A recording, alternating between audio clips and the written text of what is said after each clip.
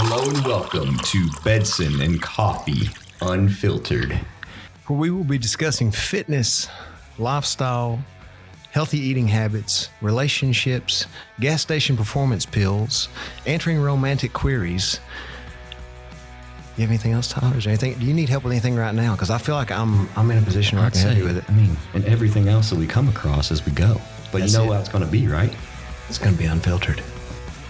But primo means cousin in Spanish. So they all just keep looking over at me.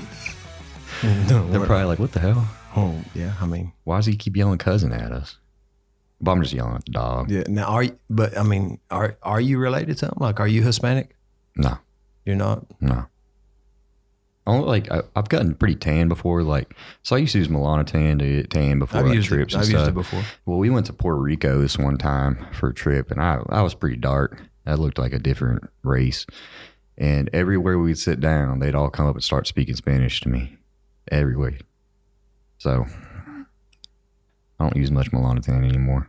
Yeah, I used it. If you use too much of it, man, it makes you so sick to your stomach. Oh yeah, you wake up and like you're just nauseous. Oh my God, that, and you'll have like, you'll, You can say it. yeah, you'll be harder than Chinese algebra if you take too much of that shit. It's almost painful. And, oh my God, dude. Yeah. Yes, and your stomach hurts too bad to use it. Yeah, it's just a weird thing, man. Well, it's like that. I think it's the PT-141 that's Well, in that. the PT-141 is actually a part of that. It's actually pulled from the Melanotan, and it's like Such a aphrodisiac type Melanotan is peptide. so interesting to me because I remember one of my first coaches back. Are we when rolling? We good? Yeah, all right. One of my first coaches back when I started bodybuilding, he used Melanotan, and like he was like, "Man, be very careful with it." He's like, "You can get random moles," and he had this giant mole on the tip of his nose that formed from Melanotan. Yeah, I don't know if that was Melanotan or not. I don't know, man. It's like homie been out there and got I've skin seen people cancer get or like, something. yeah, but I've seen them get it from Melanotan because of the tanning bed, probably with use with it. So Well, it was- which one would you blame though? Would that amplify it? Would I don't you know? Well, I don't know. Maybe if like you have a predisposition to Yeah, like, but skin issues, you because imagine getting them? Melanotan was actually designed for skin cancer. Because Yeah. what it done was it increases the melanin, which is your body's natural defense against Yeah. UV rays. So in Europe, you would go to tanning salons, and they would give you tanning injections, and you could use Yeah. Melanotan. When I would do it prior to tanning. Yeah, I was the same way. I would do that, or I would use it just to maintain the color I wanted, Yeah. and I would lower down the dose. I remember my one of my best friends and one of my groomsmen at my wedding. He's Persian, but he was using Melanotan before my wedding. Oh wow.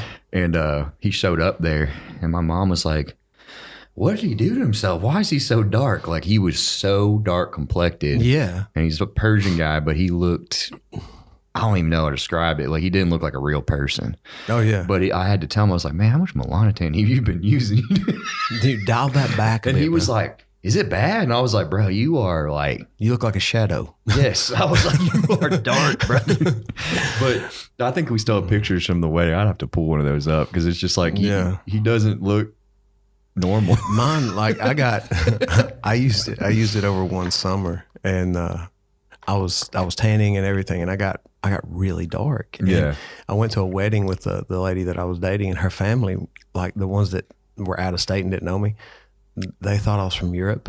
Oh, God. And like, I don't know if they thought I was Spanish or what, but, and then of course they hadn't yet heard me speak and heard, my lovely Southern accent. But it's, They're probably just sitting there like, Yeah. "What in the world? yeah, Who's this?" but yeah, that was the injections. Now you can get it in a nasal spray and so on. I haven't tried any of the nasal spray. I've type used stuff. the nasal spray. I have some. I keep some in my fridge in my office. That's like they said they have like BPC, and the only one I really ever tried is the injectable version. Of And I know that BPC, works, or but now of the Melanotan. Yeah. Well, I've tried injectable versions of like BPC, Melanotan, but I know they do have like nasal sprays now. They even have oral capsule ones. Yeah. And I'm unsure about them, so I've had people try it to see what they think. And Yeah. with BPC, I've heard it doesn't work as well as far as like the recovery benefits. No, of course but not. it does work better for digestion health. Well, which is interesting. So BPC is actually derived. It's called body protection compound 157, and it's actually derived from, that intestinal fluid that keeps your intestinal tissue healed, and protected against like stomach acid and so on. And that's actually what it is. It's a synthetic version of that. And you're pinning it into the muscles, to help with recovery and healing. That combined with TB-500 is a great blend. And that's actually what I use to get through my surgeries. Yeah. Amino Asylum hooked me up with everything there. But so you got to think sometimes, like, when you're taking something in capsule form and it's going through your digestive tract, you're going to break that down and it's not going to have the same type of, bang for your buck that like injecting into the muscle would, especially if it's site specific. Exactly. But systemically, sure. And especially with gut health, I think that would be probably the biggest bang for your buck with the oral BPC. Yeah. Now the nasal spray in the BPC and TB seems to do, okay. But again, I think all those, I think the injectables are still best. The Melanotan, I've used it in the nasal form. Yeah. And if you hit it too much, you still will get that flushed feeling. Interesting. So yeah, so it's still effective. It's still working. Yeah. But I kind of like that better than just having to, pin myself before I go tan. I feel like for a lot of people, injections are still kind of taboo. They are. And they just don't enjoy it. Well, after a while, you get tired of just sticking so many fucking needles everywhere. I remember as a kid, like needles were probably one of my deepest fears. Yeah. I never really enjoyed them. And then as you get into like bodybuilding, it's kind of like part of it. So you get used to it. But I've had to realize, like, it's almost like you try, like, injectable L-carnitine is a very common thing now. Yes. And it's hard to tell some clients, like, you have an athlete and you're like, hey, I want you to inject carnitine every morning before you cardio. Mm-hmm. And they're like, fuck that.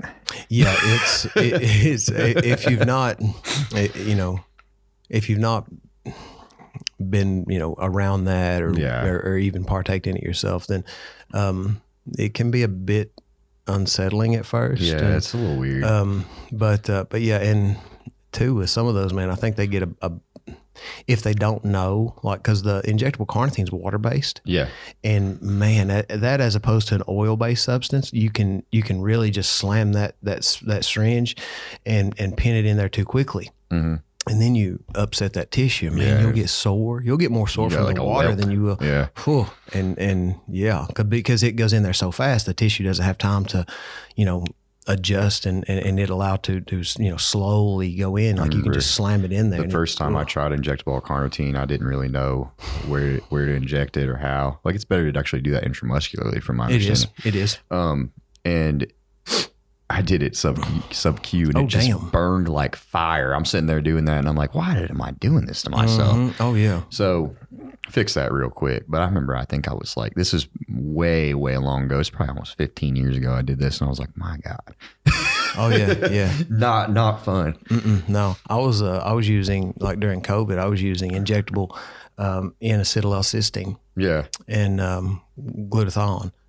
And set you on fire. Yep. It burned and was pinning it, IM. And oh my God, dude, your ass was just on fire. Like, to the point, like some of it, like you get halfway through and you're like, God dang, man. Like, I've still got another, half an ml or something. It's like, whew. Yeah. I'm just sitting there like contemplating life. Like, why am I doing this to myself? You ever use anything without an ester on it? Oh. Test no ester. I try that one. That stuff actually is weird because it makes you smell.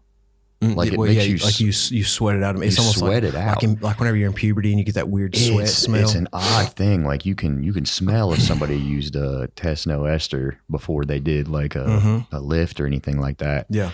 And that stuff's interesting though. That's painful. You could use it as like a pre-workout almost, because there's the ester determines the half-life of the drug, and you have shorter esters that metabolize quicker, and you have longer esters that metabolize slower. And whenever it has no ester, then there's it's just now. It hits you. Like, you ever seen Tren with no ester? Oh yeah. In ampules. That's you hardly see it anymore, but. The little cattle pellets. Oh, no. No, like in ampules, like liquid. Oh, yeah. Yeah. You remember the cattle pellets though? And that's how it all started. Yeah. It was like the Phenoplex. I'm pretty sure those those ran out way before. Yeah, I mean that's next level if you're going to inject a pellet. But yeah, it started out as it was a cattle drug. There was only one form of tren that was even looked at for human use, and it was discontinued pretty quickly. But it's like no shit. It's like you ever heard of Trestolone? Yes. Remember that was real popular probably about 2 years ago. A lot of people were talking about it, but not a lot of people had enough sense to use it. Yeah. Mint was like the slang term for it, but it was like 13 times more anabolic than testosterone. Like the anabolic androgenic ratio was even way above tren. Like test is 1-to-1, tren is 5-to-5. This was like fucking 13, 17 to like 8 or 9. Like it was just something ridiculous, but it would aromatase so quickly. Yeah. Like guys would have to use, like you'd go from like using half a milligram of Arimidex 2-3 times a week with like a normal cycle to having to do like a full gram daily. It's crazy. So then you're that can't be good on your cholesterol. Well, Jesus Christ. That was what I was about to say. Your cholesterol was just like fucked, but guys would be getting gyno in a matter of weeks. And it's like, whew. There's a lot of things I've seen come and kind of go. You could get that as a research camp. It's wild. Scary. Yeah. There's things I've seen come and go throughout the years, which are, I've always thought that's really interesting about the fitness industry in general. Like there'll be something that comes out and it'll be hot for like, 2 months. People will be like really pushing it. And then all of a sudden they're just like, oh, that's horrible for you. Like DMP was one where I remember people were big on that. And it was kind of like, in my opinion, you don't need DMP to get in shape. I just never had to use it on anybody, to be honest. I know there's quite a few that have used it. I know there's some people that still use it. Yeah. But I've never really needed it for somebody to get contest ready. No. Yeah. I mean, I think a lot of people, you ever heard of Octom's razor? Oh. Okay. Octom's razor is like, essentially, it's like, look at the simple things first. Like if, I don't know, say you got a window broke at your house. Okay, well, we might throw out crazy things like, okay, well, a rock came out of outer space and a meteorite hit your window and broke it, or, all these crazy things. Or you could say, well, the neighbor's actually mowing his yard. Maybe he hit a stick and it hit my window. Yeah. Something simple. More likely. Clerical thinking. Something more likely, yeah. And, like, a lot of times people will want to look at these outside things like, oh, and truth be told, if you were to take Octom's razor and cut away all that, nonsense, chances are they're not looking at their diet. They're not looking at their sleep. They're not looking at their water intake. They're not looking at their workouts. And I would say that it's probably not that you're not taking DMT or DMP. Oh yeah. Yeah. I would say that it's probably not that you're not taking a specific supplement, and more likely that you're just dropping the ball in these simple places. Yeah. That's why I always have to tell people, like, digestion issues is one thing that I have a lot of people who will come upon in various stages of phases we go through. Yeah. And they always try to do these random quick fixes. Like they're like trying to take laxatives or they're doing all this extra stuff. And I have to tell them, like, hey, I'm going to be real with you. We need to address the simple stuff first. How much water are you drinking? What vegetable choices are you using? Stop band-aiding the issue and let's find out the root cause of the issue. That's always the key there. But I feel like a lot of people want to go for like a quick route, or they see these things that seem like it's a fast fix or easier, but in reality, I think it affects the body in worse ways. And then if you're looking at things in terms of longevity, how long are you going to be able to do that? And two, like, for some reason, man, you still can't convince people of this. You can take everything in the world, but if it's compromising your health, your body's not going to grow efficiently. You're not going to build muscle, lose fat, all these things that you want, in an ideal setting, unless you're healthy. You can take so much, you can take so much drugs that your body begins to actually have to work to keep your organs online. And, then you can really upset digestion. Your liver enzymes get so high, your pancreas gets upset.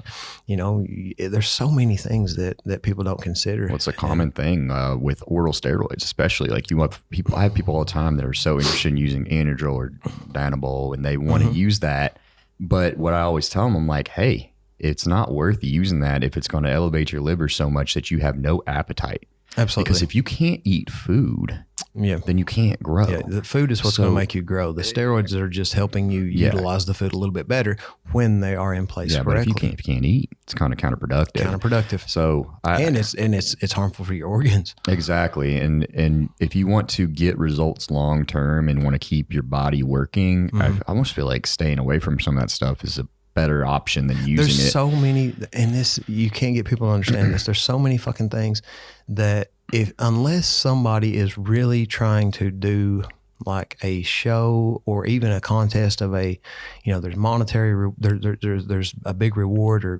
whatever. There's some compounds that you really don't need to take and you shouldn't take for risk of your health. Like you'll have people ask about Tren or ask about T3 or ask about all these things. And it's like, dude, you just really need to just lose 10 or 15 pounds and look okay for vacation. Like you're doing all this is ridiculous. I told a dude once, he said he wanted to lose a few pounds before vacation. And his friend said, you should try Tren. And, he's like, I just want to lose 5 or 10 pounds. I was like, dude, taking Tren to lose 5 pounds is like taking chemo so you don't have to shave. Yeah. Like, what the fuck's wrong with you? It's crazy what people will try to skip to instead of the easy things. And it's mostly fixing your lifestyle habits. It's what you do daily. Until you change what you do daily, nothing changes. It's activity levels and how you eat and what you choose to put in your body. People wouldn't believe it. And I think you're kind of doing a similar thing right now too. But like right now I'm eating intuitively. Yep. And the other day I had, I pinched and I was just over 6%. Yeah. And that's me eating intuitively. Mm-hmm. And I'm on TRT. That's it. Yeah. But I'm watching what I eat. Mm-hmm. I'm not overeating. I'm eating for my day. I'll go out to dinner. Yeah. If it's a get together, whatever, but I'm mindful of that. I don't eat like an asshole. Nope. I don't try to do. And that's the thing, is just being mindful of that and realizing, it just has to become like how you deal with your daily stuff every day. It's how you deal with it. Yeah, and it's nice because we've talked about a few times. I've been off everything except TRT since about I think October of 2023. So it's been over a year now. Yeah, and it's so easy to maintain muscle mass though off just 4 meals a day. And it's crazy to me because, I used to eat 6 meals a day. Sometimes I was up to 7. Oh, yeah. And once you've built the muscle, it's so easy to maintain it as long as you live a common lifestyle. But what I've had to tell people is you have to work towards that muscle mass. It's not something you can just start off on. You kind of have to do some work to get to a point where you can intuitively do these things. Yeah, it takes a real understanding of it to get to that point. Maintain the body that you want. Mm-hmm. And sometimes I think people will see somebody that's gotten to a certain point with size or something, Yeah. And like even, myself, I was never the, 270 pounds by any means, but I carried a lot of muscle. Mm-hmm. And, the rebound after my surgeries, like it started out slow because I could barely do too much with my upper body. But then like now, like my arms are filling out, my chest is filling out and all these things. And I feel like part of that, like once you've built that muscle and you stretch that fascia, and then it's a bit easier to get it back. Because that is a real thing, stretching that fascia to accommodate that muscle growth and so on is a thing. And it takes time to really push and get that muscle growth. But once your body has been there, then it's a bit easier to get back to it. And then once you've maintained that for a period of time, it becomes easier to maintain that muscle. And a lot of times when we use the term muscle maturity, and that's really what we're talking about, is you've had that muscle long enough that, that muscle, it's... If you're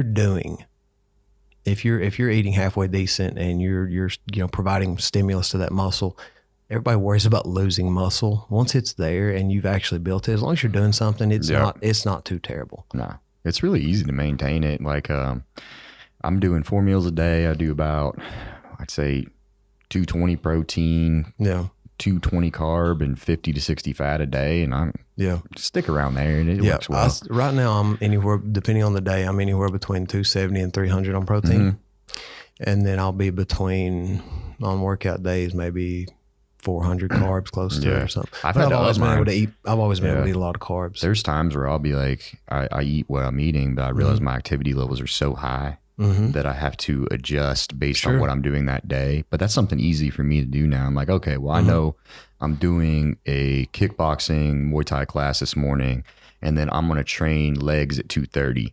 So I need to have a little bit more carbs today to fuel what I'm going to do. Absolutely. And I'll adjust based on that. If I know that I'm only training, shoulders and arms on a day, I probably don't need as much fuel to go ahead and give my body energy to do that task. So it's something that you kind of learn over time. It is. But it's something that for me personally, I've been lifting seriously since I've been about 18. Okay. So how old are you now? 46, 40?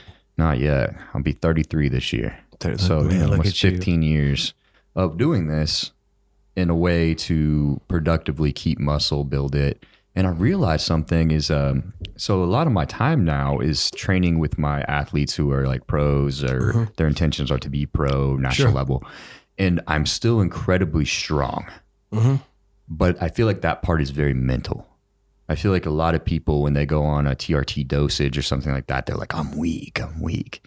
And in reality, that's the dumbest shit. Yeah. That's the dumbest shit. Like, you have guys, man, if you gave them honey and you told them that it was liquid D-ball, they'd bust their ass and have a PR that day. Yeah.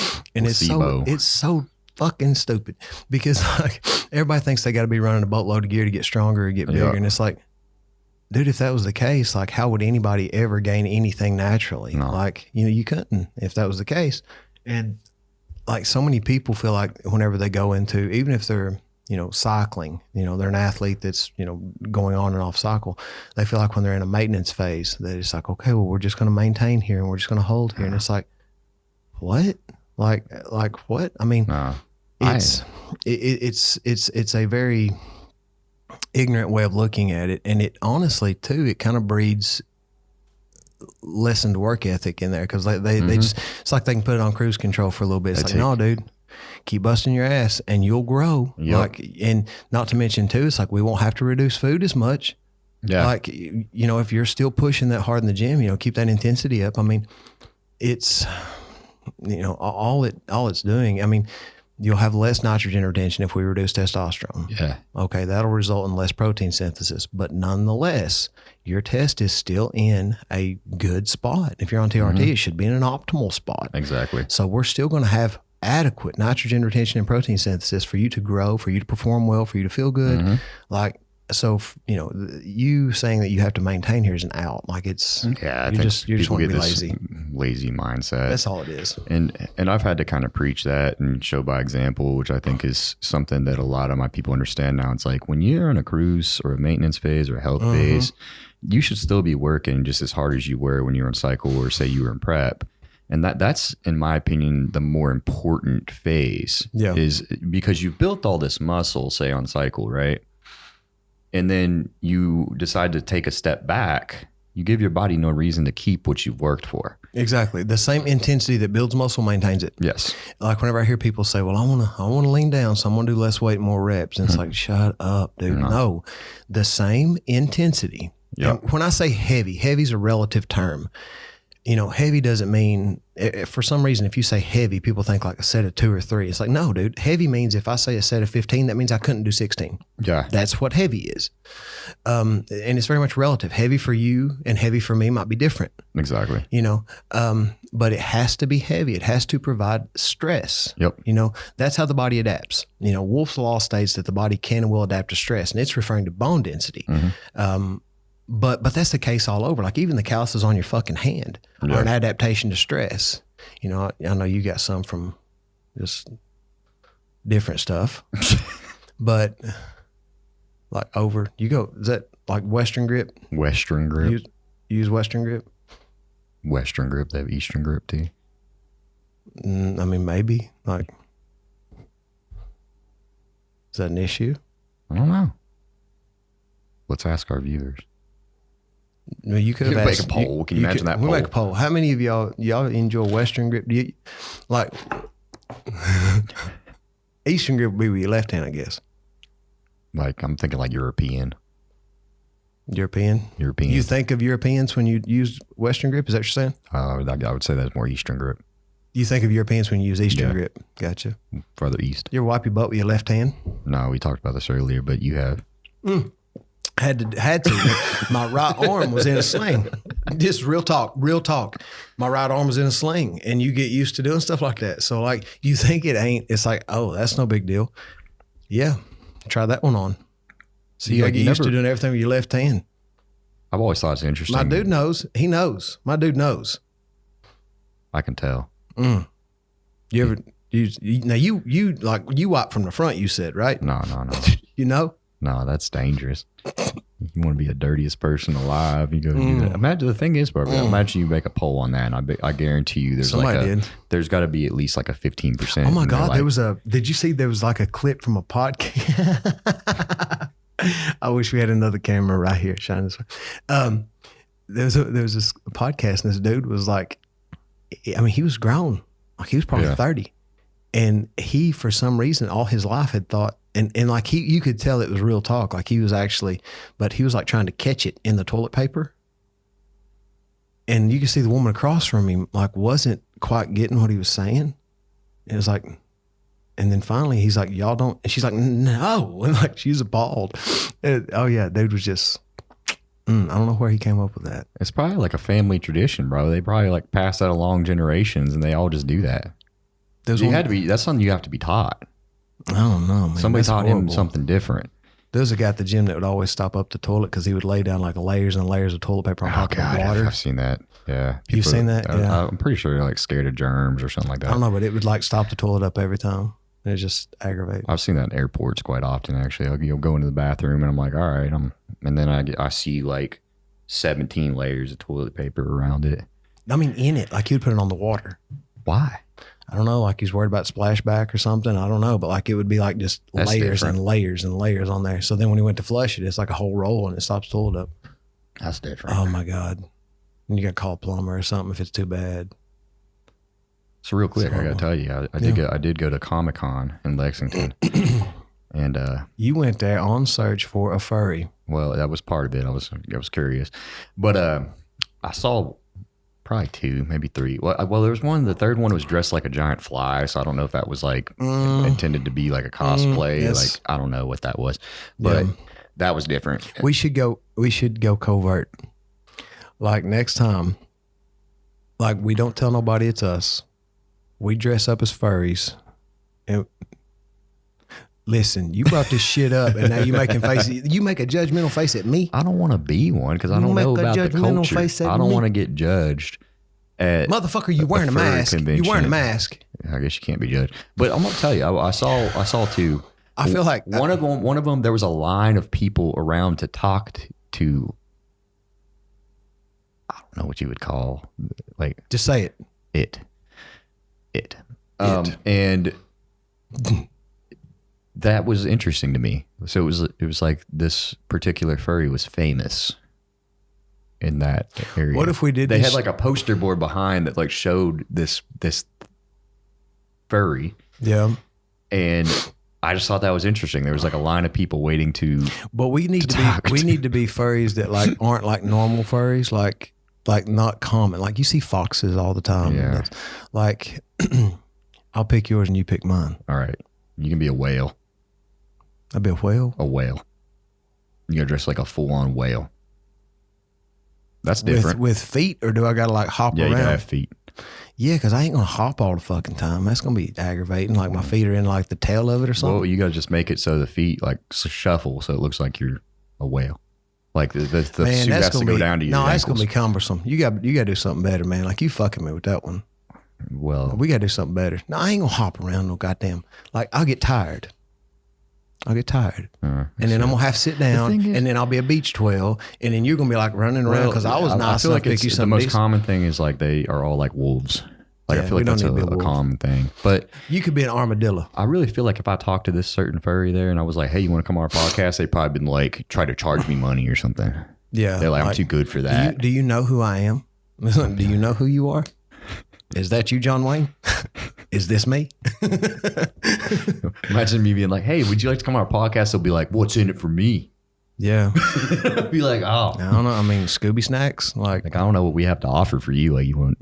well, yeah, but we might have to accommodate like the area here. Like we might have to bring a litter box in or anything. I don't know. See, that's a culture. Like I'm trying to learn. There's just not much on this. I keep waiting one day to get like a goodbye text from you that like you've met up with some furries and you've decided that's it. You know, you've left Laura and you've, you know, decided to be done with bodybuilding. That would be a big switch up, man. But I've seen stuff like that happen. Like people turn into witches and things like that. So I think it's common. People turn into witches? Yeah.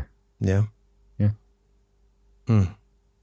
Never seen that? You never seen somebody turn into a witch, like start carrying around rocks and start getting around rocks and turn into a witch. Casting spells. Casting spells. Hey, happens. Yeah, I mean, I think like, I don't know. Well, I mean, everybody's been on a date with a girl and they start the astrology stuff. And it's like, yeah, you know, I'm an asparagus. That's just how I do things. I'm asparagus. You know, you know, Mercury's in retrograde and you know, that's why. And then you're texting you're texting your mom like, what time of day was I born? She's like, leave that fucking girl alone. Pretty much how it is. It is.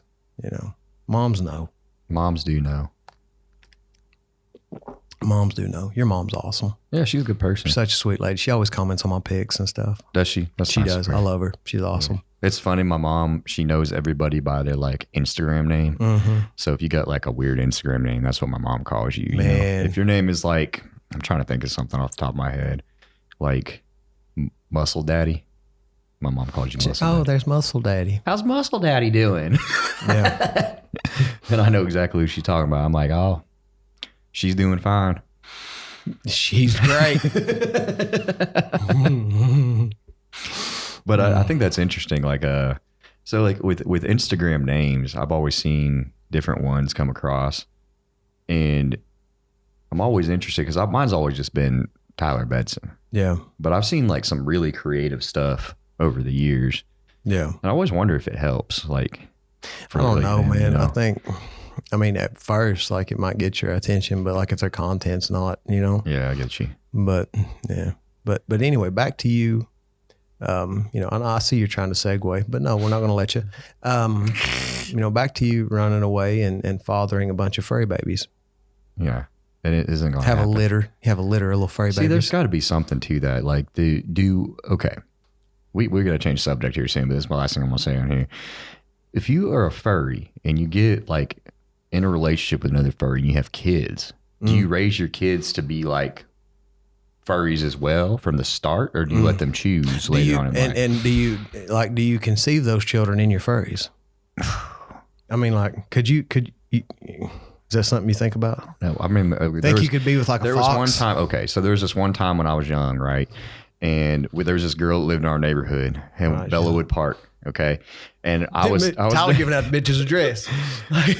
Hey, bro, this is probably 20 years ago now. If this person still exists, and all power to them. But we were just down there, and they had this like rope swing, and we would swing across this little creek.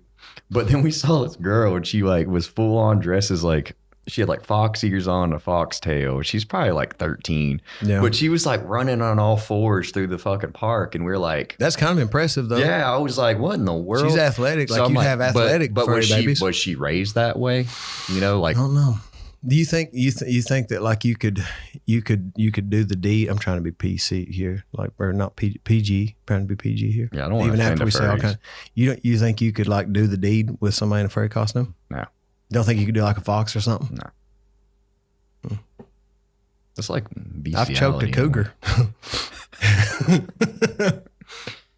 Oh man! All right, we gotta change the subject now. Moving right along. So I got my first injury this year. Congratulations. Yeah, I know you've dealt with plenty of those, so you know exactly how it is. Yeah, you got your knee popped in jiu-jitsu, didn't you? Yeah, I did, man. And they think it's a possible meniscus strain or tear. I'm not really sure. You not had an MRI yet? No, I gotta go to UK if I want an MRI that's covered by my insurance. Well, why don't you do that? Because I have to wait 6 to 8 weeks to get in the UK. So find somebody else in your network. You know what's really sad about insurance, man? A lot is sad about there's insurance.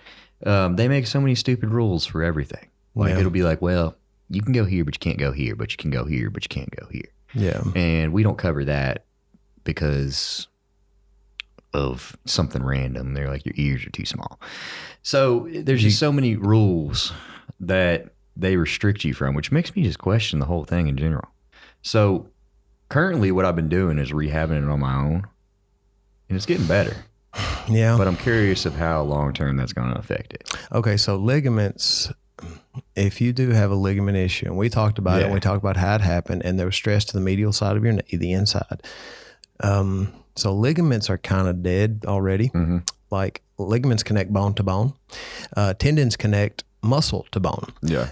So tendons will have some blood flow there. So there is, more apt to have healing in a tendon than a ligament. That's why you can take a ligament out of a cadaver and put in, because there's really no blood flow anyway.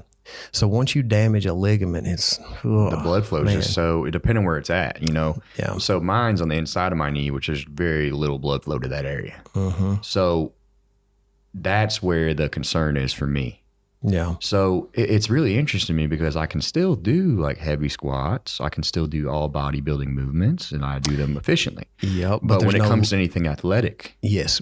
And reason being is, it's on the, here's your legs, here's your PP, because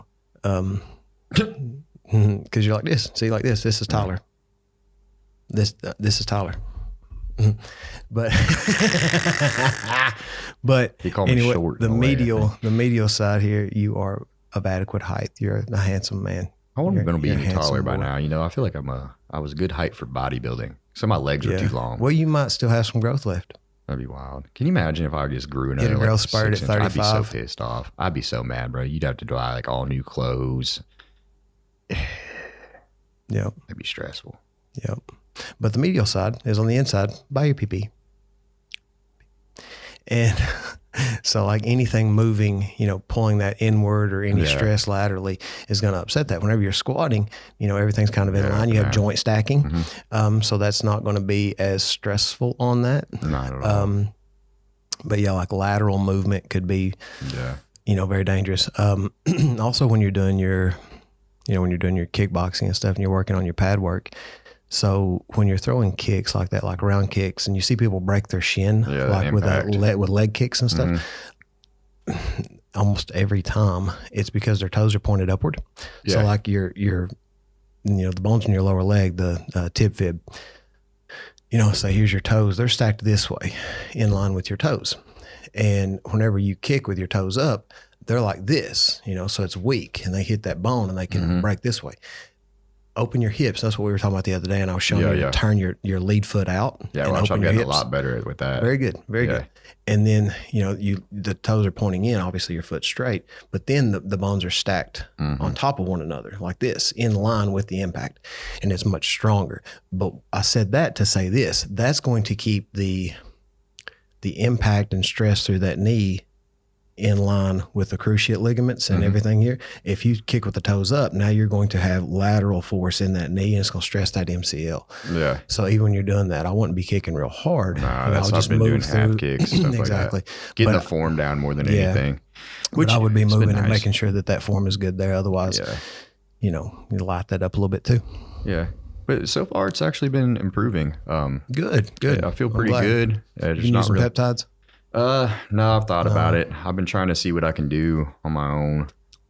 That's not going to be, you're still going to have to do the work. Yeah, no. But, it does help. You've seen the results I had from exactly. And it's funny because I just introduced somebody the other day. They hurt their shoulder. And I was like, have you ever tried BPC? And they were like, what's that? And then they've tried it and they were like, I think a week into it. And they're like, dude, I didn't know that stuff existed.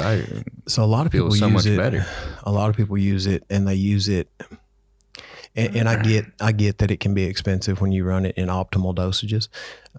But I was fortunate enough to, one of my sponsors helps me with it too. Yeah. And then, but also I was fortunate enough to run it in a very optimal dose. Yep. I was running 500 mcgs twice a day. Yeah.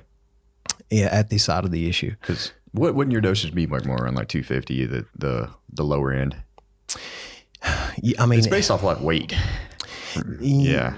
Kinda. Yeah. But across the board, in my opinion, across the board. You think doing more would just amplify the effects? I mean, there's a saturation point on any drug. That's what I was talking about with somebody yesterday. I was like, I think there's a point where there's like a drop off. Yeah. With any drug, there's a saturation point.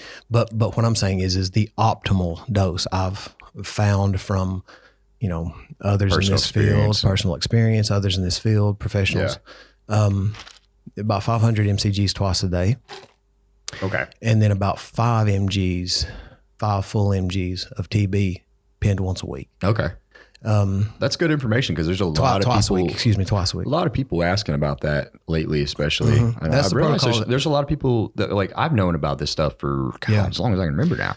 But there's so many that don't know it exists. Mm-hmm. So that's I'll disclose the exact protocol that I used. I would do 500 mcgs. Now mcgs are micrograms. Yep. It takes 1,000 micrograms to be a milligram. I would do 500 mcgs twice a day, about 12 hours apart. So essentially 1 gram a day injected at the site. So do say 8 a.m. and 8 p.m. Yep. And then I would do 5 milligrams of TB twice a week sub-Q. Okay. And that was my full protocol. Did you do this every time that you had your shoulder surgeries or? Yes. Okay. Yes. And if I feel like, and I'll do that if I have an injury, like my athletes that, if they suffer if it's just a mild strain or something, we don't have to go through that. But, any injury that would warrant, time off and healing and so on, that's kind of the protocol that I push them to if they can afford that. Yeah. Now, if they can't afford that, then we cut the dose in half, whatever, and you're still going to have good effects from it. But, in my professional opinion, that would be very optimal in those dosages. Certainly made a difference for me. Yeah, I try to get a lot of people to use that. I think I'm going to end up going and giving it a shot for this situation. I think it'd be just something to try out, see how well it works on this. Because like I said, I haven't really had, fortunately, any major injuries. Yeah, I've been very lucky. Mine has just stemmed from the joint issues, the osteoarthritis and the arthritis issues. Things get tight and they don't want to move, and injuries come from that. What I think's funny in my situation and a lot of others is I never had an injury from actual bodybuilding. Yeah. But once I tried other things, and I know this for a lot of my clients, when I've had somebody injured and they're doing a show, it's always from something like, I was playing soccer. And what people don't realize is if you don't keep up with strengthening your ligaments and your joints and you let your muscle outgrow that, then oftentimes you're setting yourself up for injury. So we always forget about stretching and, stretching, active warm-ups, dynamic stretching. Yep, mobility work. Yeah, and that's the first thing I usually see go in people. And then they'll message me and be like, my elbow hurts, my shoulder hurts, etc. And then I'll be like, well, are you doing any active warm-ups? Are you doing any post-workout stretching, like static stretching? And they were like, oh, no, not at all. Yeah. And I feel like that's the first thing to go for a lot of people with their time constraints on training. Yeah. So we make time for everything else, but recovery efforts and warm-ups are often the things that are put aside. I had this conversation on another podcast the other day, but progress and recovery will always run parallel. Yep. If recovery starts to drop off, so will progress. And you have a lot of guys who focus on building that muscle, but they don't focus on mobility work and stretching. And, I'm really big on trying to work, everything from end ranges, especially with my jiu-jitsu athletes and myself, working muscles through a full range of motion and really strengthening that end range, because that's where you're the weakest. Whenever that muscle is stretched out to the length, to the lengthened portion, like you think of on a squat, where you're the weakest at the bottom, because those joints are under the most amount of flexion. All those muscles associated with that are going to drive you out of that hole, your glutes, your quads, all that are at the most lengthened part of that movement. So that's where the most stress is. And same thing like with a fly, you're opening up and that chest is at the lengthened part, and that's where you're the weakest. Bottom of bench press, etc. And, if a lot of times people will shorten that for the sake of adding more weight, and, you're not increasing capacity, you're increasing compensation. Yeah. And the issue there is you never work those muscles from the most from that lengthened portion, from that lengthened point and that weak part. So then when you get forced into those positions, that's where injuries can occur. Yeah. Especially from an athletic standpoint, especially like with things like jiu-jitsu and so on, where you're going to be put in compromised positions. The whole idea is to put you in a position where you are essentially weaker and I'm stronger. Well, that would be with your muscles lengthened in some cases, Yeah. And, so if you're weak in those parts, or if you've not stretched and been able to achieve that range of motion, then injuries can occur. So stretching is man, and even for bodybuilding, a lot of times people don't think about it, but like if your chest is tight, good luck really getting a lot of back activation. Well, if you're struggling to get in your poses too, it's all, of course. It's stretching. Even from simply a training standpoint, like if my chest is tight, I can't get my elbows back past that center line to really flex and shorten those back muscles. Yeah. So, but it's something that a lot of people don't consider, but could really, help with injury prevention, because if anything's going to slow down your progress, it's going to be an injury. Yes, exactly. And then you're out and you can't. One of the most stressful things for me is when people try to prep through an injury or they already have pre-existing injuries. Mm-hmm. And I always tell them, like, get your body healthy first, because if you're not able to do the movements that require you to keep the muscle mass, you're often going to see a lagging body part on stage. Yeah. And then too, and that's absolutely correct. But also too, from the standpoint of an injury, a lot of times too, your body is meant to work as a whole. Mm-hmm. All right. Like we overlook things. Everybody likes to play the games they're good at. So they have imbalances sometimes when they're not training correctly, and everything's meant to work together. So if you have an issue and it's unaddressed, you will get upstream or downstream problems from that. I've seen so many people have knee issues because they had weak abductors, and then they push the weight on squats. Well, then now their knees are caving in. Yep. And it's not a knee issue, but their knees are hurting. Why are my knees hurting on squats? Well, it's because your hips are weak. Yep. And you have to, that's where having an outside eye that understands these things can help. But again, like doing that mobility work, working things in a balanced way, addressing, mobility, flexibility, and trying to have balance, left side to right side, front to back. Mm-hmm. These things help so much with preventing injury. Oh, yeah. And one of the things, even it's a more simplistic matter, is whenever I have people compete and they're about to go on stage, one of my key components of my coaching strategy is I make them stretch before they get up there. Mm-hmm. And I feel like that makes them have better activation. Like I have some guys that they just cannot get their lats out, and I'm like, stretch them. Yeah. Well, I want you to stretch them here and get them activated. And then they go up on stage and it's almost automatic. They got an extra 2 inches of width because they are able to feel that muscle working and it's stretched. Yep. So one thing I encourage a lot of people to do these days, even I teach other coaches, I'm like, whenever you have your athletes backstage, if there's a muscle group that they really struggle to activate or a pose they struggle to get in, make them stretch in some way. Yeah. Because it can really make a huge difference with that look. Mm-hmm. So then there's on the topic of supplementation, I always get asked the question of what should I use if I'm trying to recover my joints? Mm-hmm. What are your thoughts on that? First and foremost, and this is a very unsexy answer, but it's simply the truth, making sure that you're eating in an anti-inflammatory way. Yes. Yep. Number one. That's it. That's number one. If you're spending more on supplements than you are on diet and your nutrition, then you've lost the game already. But making sure that you're eating in an anti-inflammatory way. Well, what does that mean? One ingredient foods. Do the bulk of your shopping around the perimeter of the grocery store. That's where the real food is. Yep. But aside from that, there are compounds that can help with joints. The glucosamine's been around forever. Chondroitin, MSM, all those. You can get compounds with those all together. My opinion on those is it's one of those things where they work, but you have to be extremely consistent. You have to be extremely consistent, and you can't use that to make up for a poor nutrition protocol. And it has to be a supplement to the diet. It has to be a supplement to the diet, everything. And then you have, collagen. Yeah. Collagen's another supplement that can be, helpful. But again, all those things require consistency and structure. You have to, if you choose to go that route, even if you're already eating a anti-inflammatory diet, you've got to be consistent with it. You can't skip days on those supplementations or you're not going to notice the benefits from that. Exactly. And, just as there's difference in qualities of food, there's difference in qualities of supplements. Absolutely. If you're going to, a dollar store and getting like a $1 glucosamine supplement, don't expect that to do as well. No, you gotta, as you want to get quality supplementation. Yes. But yeah, those are kind of the, the norms there, aside from just normal, supplementation, that will assist systemically. Yeah.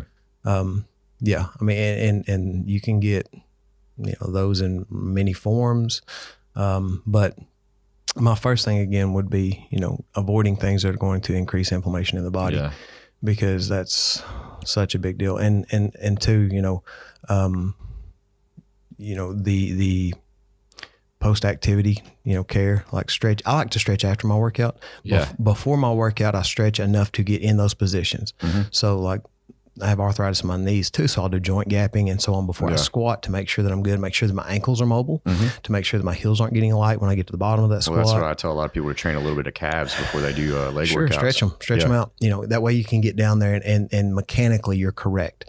Because if you start to get, if your mechanics are off or anything, then the joints are going to be compromised. You're going to be loading them in ways that they're not meant to.